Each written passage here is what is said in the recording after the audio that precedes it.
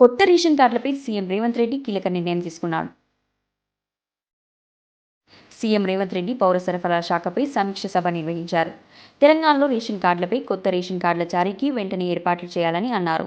ఇప్పటికే దరఖాస్తు చేసిన కుటుంబాలు మళ్లీ దరఖాస్తులు చేయవలసిన అవసరం లేకుండా అవగాహన కల్పించాలని అన్నారు.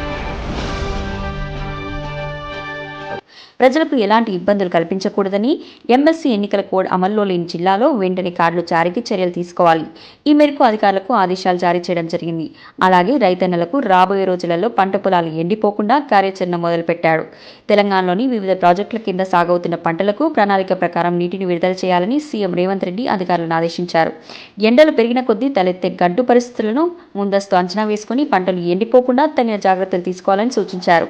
రాబోయే 3 నెలలు అత్యంత కీలకమని, రాష్ట్రమంతటా అన్ని ప్రాంతాల్లో సాగు, త్రాగునీరు, విద్యుత్ డిమాండ్ గణనీయంగా పెరుగుతుందని అన్నారు. అందుకు అవసరమైన ప్రణాళికలు తయారు చేయాలని సీఎం రేవంత్ రెడ్డి సూచించారు.